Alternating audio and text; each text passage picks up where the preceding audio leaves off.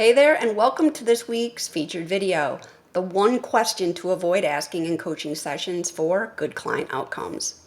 I'm Jennifer Ellis Schutz, former complex chronic illness warrior that turned thriver, and now a functional health and lifestyle medicine practitioner, transformational coach, and founder of Wellness Code Academy. And you're watching the Wellness Code Academy channel. Let's dive into today's topic, shall we?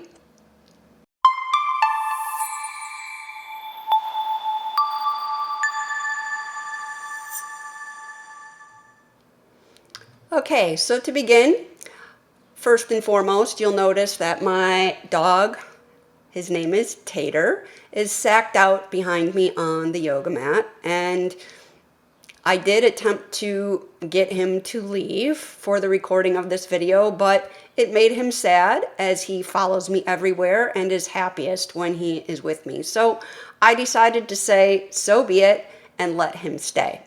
Anyway, let's get into the topic at hand, the one question to avoid asking for good coaching client outcomes.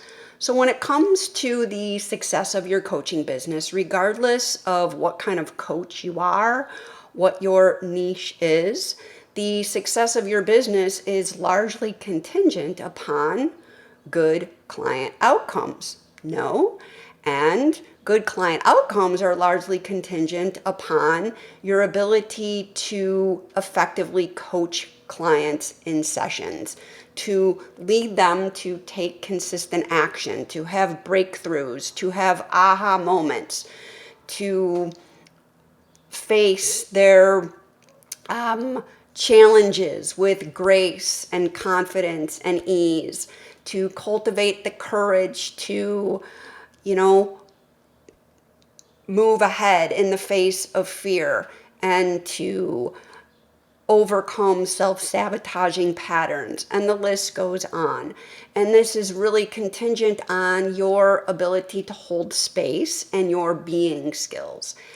And a big part of holding space and being skills and leading clients in an effective way is effective question asking. And I say this because we cannot lead clients to discover effective solutions if we don't begin by asking strategic and effective questions in a way that, leads them to think about themselves in different ways, to self-assess their own thinking and their belief systems, kind of hold a mirror up for them to look at themselves and see themselves in a new way. And I'm going to say that effective and strategic question asking is a science, a psychology, and an art, and it takes immense practice, but you can learn some basics.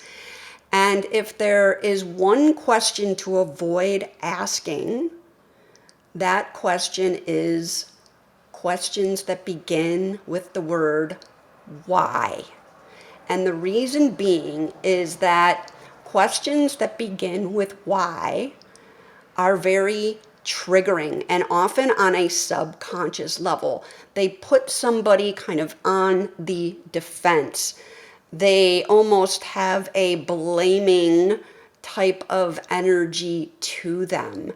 And a client going on defense around a why question might happen overtly, consciously, and you could see it, or most often it happens subconsciously where you don't see it and they don't even realize it, but it triggers something in their nervous system that puts them on the spotlight in a situation where then they feel they need to explain themselves, to rationalize themselves, to defend themselves. And trust me when I tell you, none of us will respond well to why questions in most case scenarios. Now, of course, there are some exceptions, like for instance, when you ask somebody like, what's your big why for wanting to get well? Or what's your big why for wanting to take your business to the next level? But that question begins with what? So why questions that begin with why, like, why didn't you do that? Why didn't you stand up for yourself? Why didn't things go better for you? etc., definitely trigger a stress response in us. And so for the success of your coaching business, you definitely want to stay away from these. So let me give you a couple examples.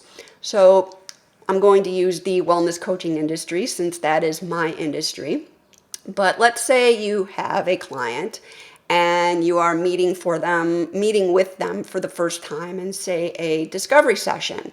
And they start telling you the story of everything that they've done to try and get well, all the different practitioners they've seen, all the different methods they've tried to heal. And it's been years now, yet here they are continuing to struggle.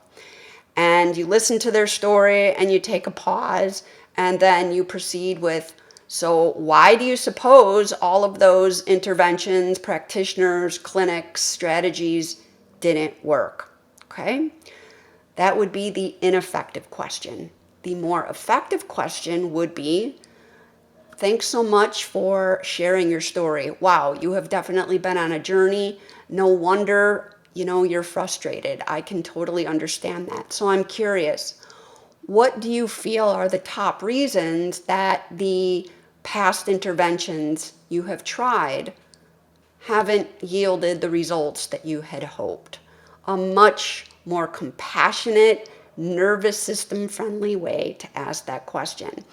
Or let's say another example, you are in a coaching package with a client and you're, say, 5 sessions in and you start noticing the client has patterns of inconsistency, not able to follow through with discussed action steps that the two of you discussed during coaching sessions, and just overall patterns of self-sabotage.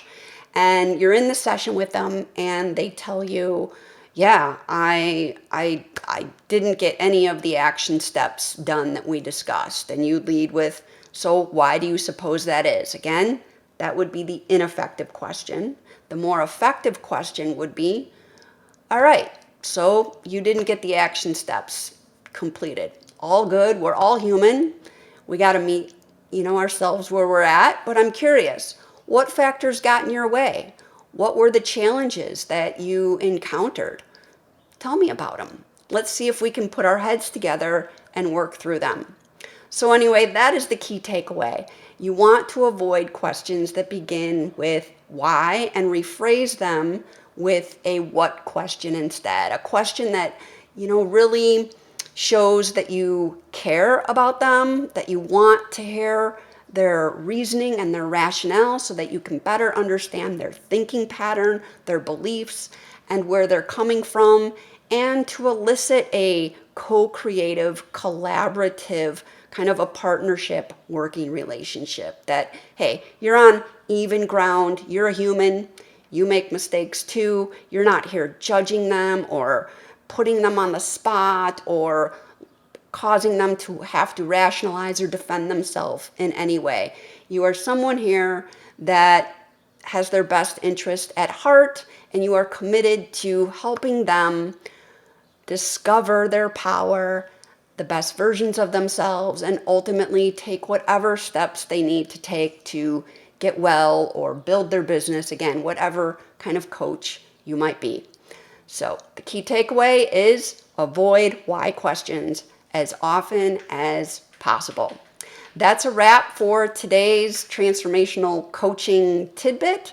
I hope that it resonated with you. If it did, be sure to follow our channel and also check out our practitioner training certification programs. We go deep into transformational coaching in our holistic HTMA program, which teaches the hair tissue mineral analysis through the lens of trauma, psychoneuroimmunology, and transformational coaching, as well as our 1-year wellness code practitioner certification program.